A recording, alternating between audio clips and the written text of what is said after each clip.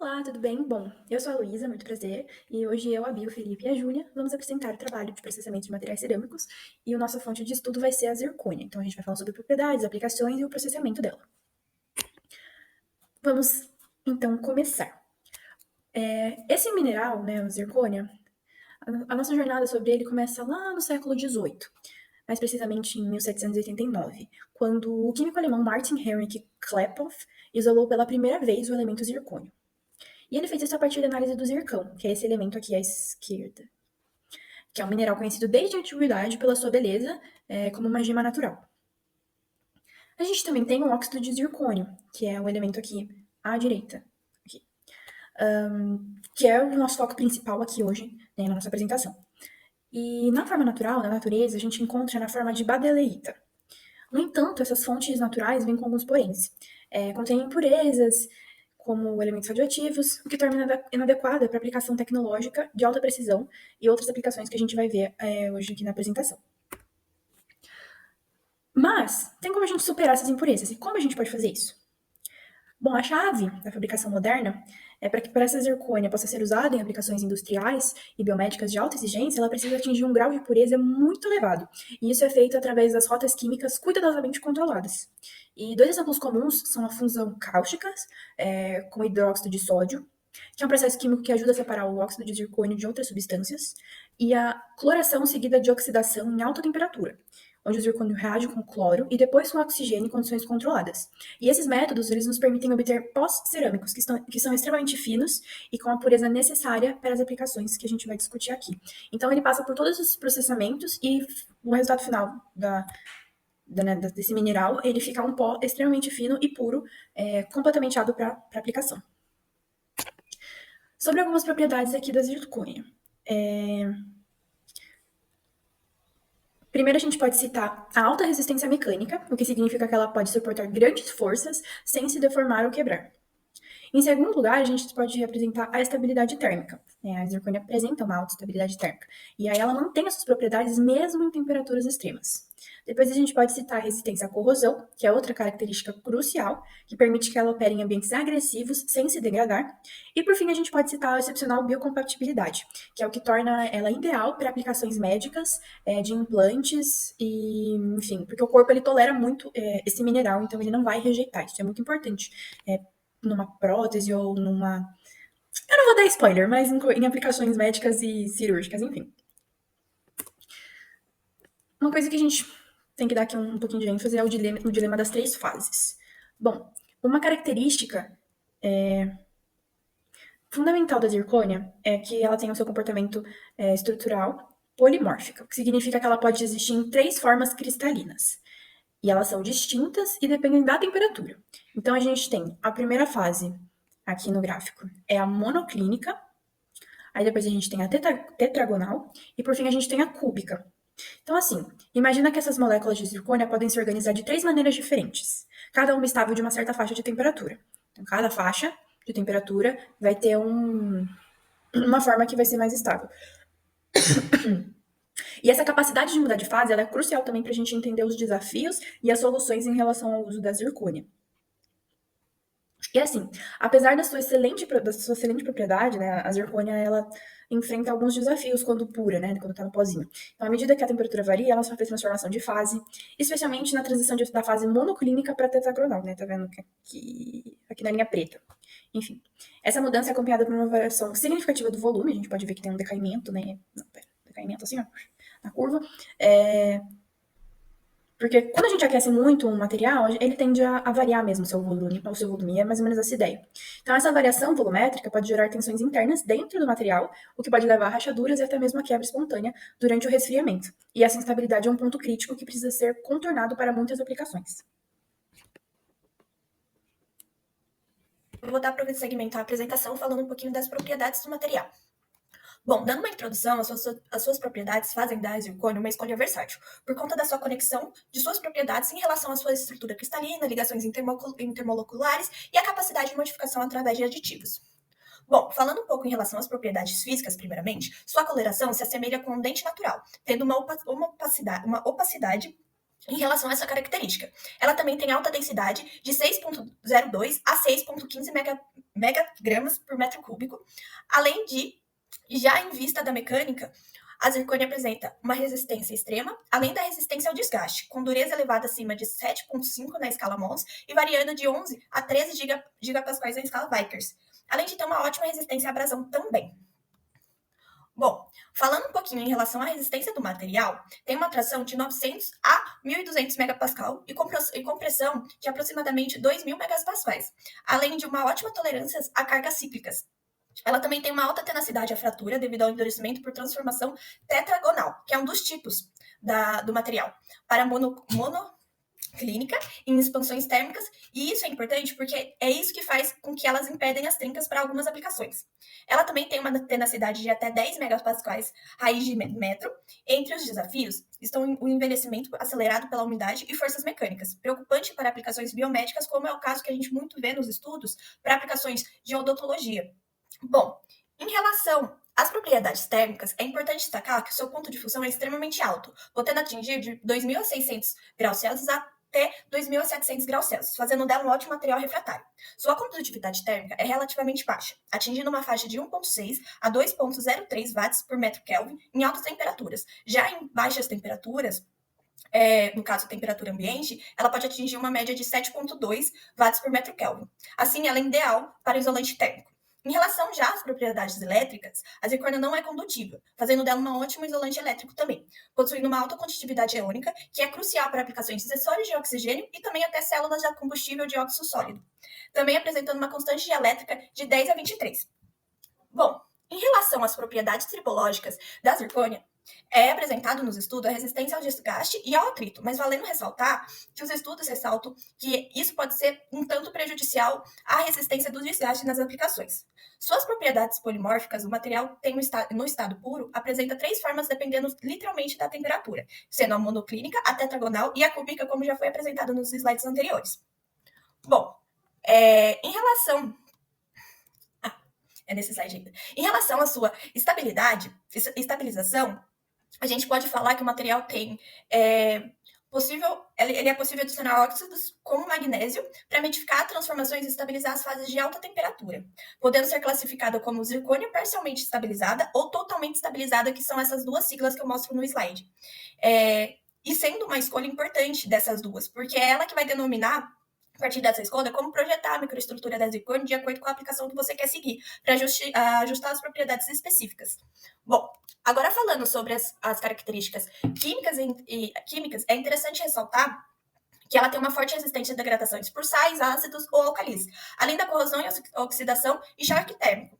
Para as propriedades ópticas, é importante destacar, segundo o estudo, para a sua radiocapacidade, que é interessante para monitorar a adaptação marginal de estruturas odontológicas, que, combinadas com a opacidade e a coloração que já foram comentadas, proporcionam um diagnóstico e tratamento superior a outros materiais escolhidos.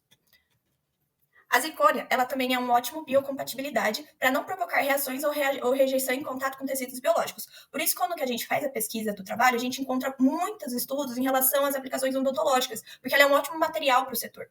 Então, em contato com tecidos biológicos, ela não causa esses riscos. Além de ser menos inflamatório, com menos capacidade de acúmulo bacteriano, em comparação a outros materiais, também podendo agir como autorregulador que promove a saúde do tecido que está em contato. Bom, em relação a curiosidades da zircônia, é interessante ressaltar que a zircônia é conhecida como aço cerâmico, por conta da sua dureza e resistência que já foi até comentada. Além disso, ela, na sua forma cúbica, pode ser um ótimo imitador de diamante, que em comparação com esses, a zircônia é isolante térmico e também possui característica de melhor revestimento em comparação com o diamante. Falando um pouquinho sobre o custo-benefício, ele é baixo em comparação ao próprio diamante, podendo variar a partir do tipo, pureza, forma, fornecedor e outras características do material quando você vai utilizar ele no setor e na sua produção que você quer trabalhar com ele. Bom, agora que a gente já conhece um pouco mais sobre a zircônia, eu vou falar um pouquinho das principais aplicações desse material na indústria e no dia a dia e quais propriedades estão melhor relacionadas a essas aplicações. Então, começando com o uso da zircônia na odontologia e na medicina. Então, a zircônia vai ter um impacto enorme nesses dois ramos, sendo amplamente utilizada em próteses, implantes, coroas e facetas dentárias, que são colocadas ali para revestir os dentes ou consertar, dependendo do tipo de procedimento que vai ser feito. E aí, o principal tipo de zircônia empregado nesses procedimentos é a zircônia estabilizada com ITRA, que ela vai oferecer um equilíbrio ideal entre a resistência e a estética, que são muito necessárias nesses procedimentos. Na ortopedia, mais especificamente, a zircônia é vital para fazer componentes como cabeça de articulação de quadril, quando a pessoa precisa substituir, por exemplo, porque ela vai ter maior durabilidade e biocompatibilidade para o sucesso do procedimento. Então, as principais características que estão relacionadas com essa aplicação, né, na medicina principalmente, vai ser a biocompatibilidade, porque o corpo humano aceita muito bem a zircônia, ela não gera reações adversas, e isso é fundamental para implantes e próteses que vão estar dentro do corpo humano e vão estar em contato com tecidos biológicos. Ela vai ter alta resistência à fratura e tenacidade, então vai garantir a durabilidade, especialmente em ambientes de alta tensão, né, dentro da boca, nos dentes ou nas articulações, que ele vai precisar suportar forças maiores. Então essa característica é muito importante. E as qualidades estéticas, principalmente, né, na odontologia, a zircônia ela possui alta translucidez e ela consegue combinar com a cor dos dentes, então isso é muito valioso para esses procedimentos. Permite essas restaurações mais discretas e fica esteticamente agradável. Depois, a zircônia também pode ser aplicada na engenharia e na indústria, principalmente em ferramentas de corte, vedações, bicos de jateamento, meios de moagem e rolamentos. Ela também é muito utilizada em componentes para ambientes químicos agressivos ou metais fundidos, que outros materiais não aguentariam o processo. E o principal tipo de zircônia utilizado é a zircônia endurecida com alumina, que é a ZTA, né, a sigla. Ela é uma inovação muito importante, esse compósito, porque ele vai combinar a resistência superior da zircônia com o custo mais acessível da alumina. Então, isso vai ampliar ainda mais o leque de aplicações industriais e torna a zircônia uma opção mais viável para esses projetos. E aí, as principais características da zircônia que favorecem a utilização dela nesses processos são a tenacidade, resistência ao desgaste e alta resistência mecânica. Então, ela é comparada a um aço cerâmico nesses processos de engenharia, porque ela passa por um endurecimento no seu processamento, no seu processo de transformação. Então, por exemplo, quando uma trinca tenta se propagar, a zircônia vai mudar a estrutura cristalina dela em torno da trinca para absorver essa energia e impedir que ela avance. Então, é um material muito resistente, que é muito utilizado, porque ele aguenta quase todo tipo de processo. Uma outra aplicação da zircônia é em eletrônicos e sensores, né? Nesse setor, a zircônia é um material-chave para sensores de oxigênio, principalmente. Ela vai medir com precisão a concentração de oxigênio em gases de escape, em carros, por exemplo, e isso é crucial para a gente conseguir otimizar a combustão e reduzir a emissão de poluentes. A zircônia também é muito utilizada em células a combustível de óxido sólido, que são os COFCs. Ela vai ser estabilizada com ITRA e atua como um eletrólito para facilitar essa conversão de energia química em energia elétrica de forma mais limpa e eficiente. E aí a característica que torna a zircônia apropriada para esse tipo de processo é a condutividade elétrica versátil. Então, ao mesmo tempo em que ela é um isolante elétrico em temperatura ambiente, ela é uma boa condutora de íons em altas temperaturas. Então, permite que ela funcione como esse eletrólito sólido em sensores de oxigênio e nos SOFCs para facilitar o fluxo de íons para tanto a detecção quanto para a geração de eletricidade. Depois, uma outra aplicação da zircônia é para processos que exigem altas temperaturas ou para refratários. Ela vai ser insubstituível nessas aplicações de calor extremo e é muito utilizada em cadinhos, que são recipientes para alguns processos, revestimento de forno, tubo para processo em alta temperatura, e ela é muito utilizada em indústrias de vidro, cerâmica avançada e metalurgia, principalmente, porque o calor é um componente ali muito presente nesse tipo de indústria. E as características que favorecem a utilização dela nesses procedimentos são a estabilidade térmica e a resistência, né? Ela tem um ponto de fusão muito elevado, tá entre cerca de 2.700 e 2.715 graus Celsius. Então, ela é ideal para esses ambientes de calor extremo, onde muitos materiais iam simplesmente se degradar ou derreter. Ela tem baixa condutividade térmica, então ela vai agir como um isolante, minimizar a perda de calor nesses fornos e também proteger outros elementos desse calor extremo. E ela tem muita resistência a choques térmicos. Então, mesmo com a mudança brusca de temperatura, ela consegue manter sua integridade estrutural, que é essencial para esses processos em altas temperaturas. A zircônia também é muito utilizada na indústria nuclear. Ela vai ser um dos principais materiais empregados ali nos tubos de pressão, nos canais de combustível e no revestimento de varetas de combustível nuclear, como dá para ver ali na imagem, que ela vai atuar como uma barreira protetora entre o combustível e o reator, para conter também os gases que são produzidos durante a operação. As principais características da zircônia que favorecem a utilização dela nesses processos são a baixa seção transversal de absorção de nêutrons, então ela não vai diminuir a eficiência do processo porque ela não vai roubar nêutrons que seriam utilizados para sustentar a fissão nuclear. Então ela vai simplesmente revestir, ela vai conseguir garantir a eficiência do processo e também a segurança ali para que ele consiga ocorrer sem gerar perdas ou acidentes graves. E ela também é muito resistente à corrosão, a altas temperaturas e fluência por irradiação, como eu mencionei anteriormente, também essa resistência da zircônia, ela consegue manter a sua integridade em ambientes hostis e radioativos, então isso é muito importante para a aplicação nesse tipo de processo. E aí, por fim, aplicações mais gerais da zircônia, a gente tem no mercado de gemas, né, de joias, assim, a gente tem a utilização da zircônia cúbica, que ela consegue simular um diamante e ela é mais econômica do que um diamante. Então, ela é muito popular porque tem o baixo custo, uma durabilidade muito alta e ela é muito semelhante a um diamante natural. Então, ela também pode ser muito aplicada em componentes como relógios, outros eletrônicos e principalmente em joias. E aí, em termos de qualidade estética, essa zircônia cúbica vai se destacar pela versatilidade de cores, porque ela pode ser produzida em diversas cores, ampliando essas opções de design para esses produtos. Também tem um alto índice de dispersão, então ela vai ter um brilho mais intenso, pode brilhar até mais intensamente do que o diamante, então cria esse efeito bonito nas joias e nos outros produtos. E ela também tem muita resistência a arranhões, então ela é muito versátil para o uso nesses produtos em geral. Ela também pode ser aplicada em tintas e revestimentos, sendo utilizada como um dopante para revestimento de dióxido de titânio. Isso vai melhorar a fotoestabilidade e a capacidade de captar a luz do dióxido de titânio. Então, ele vai ser mais eficaz na purificação do ar quando ele está sob a luz solar, com a aplicação de zircônia, e vai facilitar a decomposição de poluentes também. Além disso, alguns compostos com zircônia vão promover a adesão e durabilidade de alguns polímeros em revestimentos. Então, isso aumenta a funcionalidade e a resistência dessas tintas. Então, é muito importante para esse tipo de aplicação também. Então vamos finalizar passando agora para o processamento da zircônia, para ver um pouco das etapas, processos, técnicas e parâmetros que são usados para traduzir as propriedades do material em aplicações. A gente vai ver desde a obtenção e síntese do material até a fabricação de peças conformadas. Então a gente vai começar passando pelas etapas gerais de processamento, depois as aplicações específicas para odontologia e depois as aplicações eletrônicas. Nas etapas gerais de processamento, a gente começa com a obtenção e purificação da matéria-prima. A zircônia pode ser encontrada na natureza como mineral zircão ou como a badeleíta quase pura. E aí, na extração, o zircão é o mineral de zircônio mais abundante e as maiores reservas estão na Austrália, Ucrânia e Estados Unidos. A gente tem métodos de decomposição química, que podem ser por fusão alcalina, que é ali a fritagem cáustica, obter solução de nitrato de zircônio a partir da areia de zircão, que vai ser aprimorada com aditivos para reduzir o teor de sílica solúvel, ou também por cloração, ou carbocloração, que é um dos métodos mais eficazes para produzir zircônia de alta pureza. A gente vai ter cloração da zircônia impura com carbono, para formar o tetacloreto de zircônio, que vai ser purificado com solidificação parcial em alta temperatura, e depois o ZrO2 de alta pureza vai ser criado reagindo esse tetacloreto sólido com vapor de água. E a gente tem, por fim, a purificação de zircônio hidratado, uma solução aquosa de cloreto de zircônio, com NH4OH como agente precipitante, vai agir, e aí vai ter propriedades e parâmetros importantes, como a temperatura de precipitação, concentração do sal e pH do meio, que vai influenciar a granulação. Passando então para a síntese e preparação dos pós, a gente tem a coprecipitação, que é uma das técnicas mais utilizadas no preparo de soluções sólidas à base de zircônia, por causa da pequena razão custo-benefício, digamos assim, e aí os pós obtidos são constituídos por aglomerados de partículas nanométricas. A gente passa para o método Pechine também, que é a síntese de pós R2 nanoparticulado, baseado no uso de precursores poliméricos para polimerização, o uso de materiais poliméricos que vão gerar uma mistura aquecida, né, poliesterificação, que vai dar origem a gel e resina. A pirólise vai eliminar o material orgânico residual dessa resina, gerando os óxidos, e a gente vai ter análises térmicas para achar a temperatura de calcinação e também a moagem de alta energia para desaglomerar as partículas. Passando então para a combustão à base de glicerina e nitratos metálicos, é uma outra técnica para a produção de pós ultra finos de zircônia estabilizada com ITRA, que a gente já comentou, porque é um método mais simples, de fácil implementação e de baixo custo. Também tem a secagem de pós, que é por atomização, que a gente vê em sala, né, o spray drying, forma sofisticada de retirada de água, que traz pós com aglomerados fracos e porosos, mais fácil de desintegrar. Também tem a secagem dinâmica, que forma pós com boa escoabilidade. Secagem convencional, por outro lado, ela é crítica porque alguns materiais podem ser prejudiciais isso aí.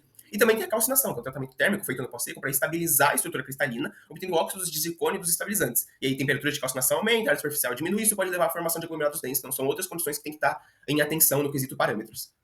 Já no que diz respeito à conformação ou compactação desse pó no material, é uma etapa importantíssima na prensagem do pó no molde, porque vai formar um corpo no formato desejado e com resistência suficiente para o manuseio. É preciso que a compactação seja adequada para colocar as partículas de pó tão próximas quanto for possível, de modo a reduzir a porosidade durante a sinterização posteriormente, né? A gente tem a prensagem uniaxial, que é a pressão direcional sobre o pó no molde. A prensagem dos pós das pinturas é feita usando uma matriz própria para obtenção de compactados na forma de pastilhas. O pistão vai ser lubrificado e vai ser usada uma máquina universal de ensaios mecânicos. E a gente vai ter curvas de compactação que são construídas, que são divididas em 3 regiões. Primeiro, quebra de aglomerados fracos e rearranjo de partículas, fragmentação dos aglomerados fortes e rearranjo dessas partículas, e aí deformação volumétrica. Se essa foi a uniaxial, a prensagem isostática, então, ela resulta em um compacto de alta uniformidade. E aí o pó ele pode ser conformado por várias técnicas, usando uma prensa isostática, obviamente. Depois ele vai ser colocado num invólucro de uma borracha especial e prensado pela pressão de compactação. Isso tudo vai acontecer dentro de um vaso de pressão. O compacto ele vai ficar imerso em um fluido e o gradiente de pressão vai ser quase totalmente eliminado, resultando em uma alta densidade e homogeneidade da peça, que no fim é o que a gente quer para que ela fique bem compactada.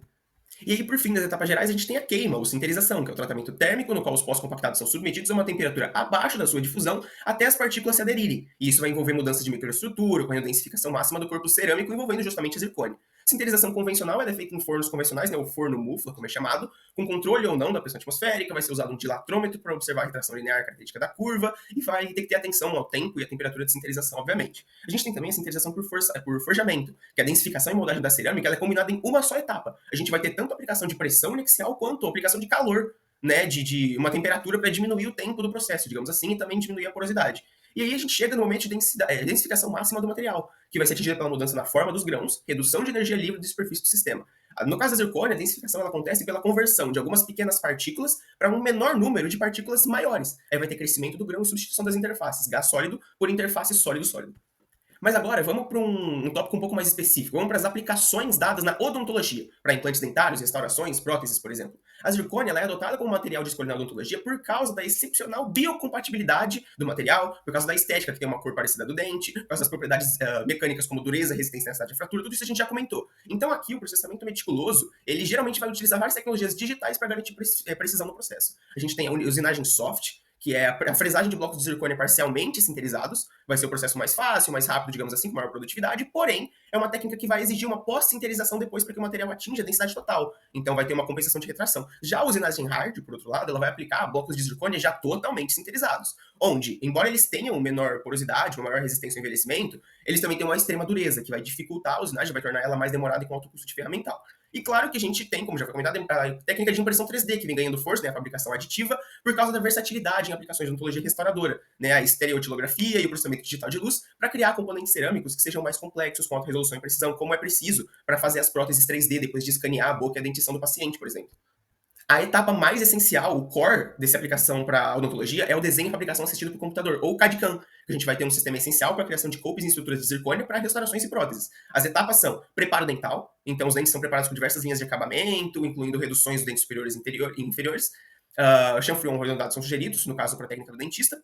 Depois a gente tem impressão convencional ou escaneamento digital, no qual, depois desses processos de impressão, o modelo mestre é criado e o procedimento CAD/CAM é seguido, digamos assim, vai ser influenciado por diversos fatores que devem ser controlados, justamente porque a gente quer um material cerâmico de alta confiabilidade. E aí a gente tem o desenho da restauração, que possibilita a edição e recriação do modelo 3D na dentição completa em tela, então é justamente quando o dentista ou o assistente dele vai fazer um scan de como ele quer que fique o dente, a prótese, a restauração, a placa, seja lá o que for impresso em 3D, e aí tem a fabricação propriamente dita, através das técnicas automáticas, que são ainda aprimoradas até hoje, que usam justamente ferramentas e softwares.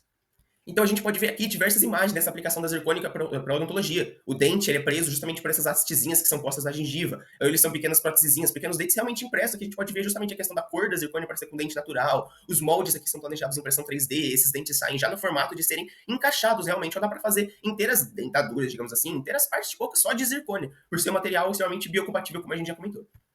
Passando agora para o outro ramo de aplicação, a gente tem as aplicações eletrônicas, no caso, nas células a combustível de óxidos sólidos, que eu vou chamar aqui de SOFCs. Então, no contexto da eletrônica, a zircônia estabilizada com ITER, né, especificamente a YSZ, é um material crítico que vai atuar como eletrólito sólido em SOFCs e pode ser usado para produzir sensores de oxigênio também, devido à capacidade de conduzir os íons de oxigênio em elevadas temperaturas. O processamento das aplicações foca na obtenção de microestruturas altamente densas e com condutividade atômica iônica otimizada.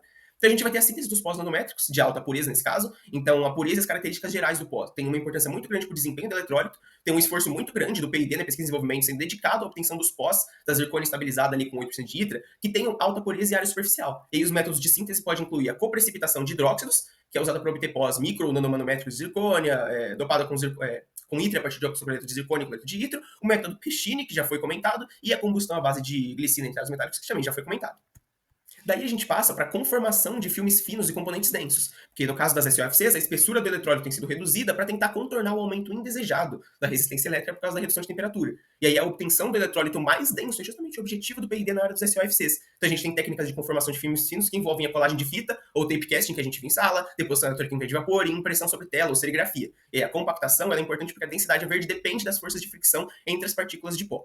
Depois a gente tem a questão de sinterização otimizada para condutividade iônica. Por quê? Porque ela é crucial para atingir justamente a densificação máxima que a gente quer e a microestrutura controlada. Condutividade iônica, estabilidade mecânica, altas temperaturas de operação, conta com um controle geral de parâmetros que vai ter justamente estabelecimento e otimização do trinômero temperatura, tempo e atmosfera. São as nossas três variáveis principais de se controlar no processamento do material cerâmico da zircônia aplicado para as SOFCs. E aí, como desafio, um dos principais limitantes nesse processamento dos nanoparticulados é obter os corpos que sejam mais densos por técnicas convencionais de compactação, que não sejam tão caras e tal. É difícil obter pelas tradicionais por causa que rola o aumento do grão da densificação, porque tem necessidade de eliminação de poros, tem a questão de aglomeração, fricção interpartícula e contaminação superficial, tudo isso vai afetar como o material é, e as técnicas mais avançadas, elas têm maior tecnologia, elas são mais possíveis de controlar essas questões, só que elas são mais caras também, então a dificuldade é justamente controlar por métodos tradicionais. E aqui a gente pode ver algumas das imagens que demonstram essas SOFCs, né? A imagem da esquerda é um pouco mais técnica, uma imagem que apareceria em apostilas, por exemplo, em livros, que explica a questão de entrar combustível, ar, eles reagirem com a questão de eletrólitos e elétrons e conduzir o oxigênio, etc. A gente tem aqui, ó, na imagem de cima e na de baixo, justamente a questão do SOFC aplicado. Né? Na de baixo, inclusive, é uma imagem tirada de um experimento que eles fizeram na Unicamp. E é isso. Obrigado pela atenção e esse foi o nosso trabalho.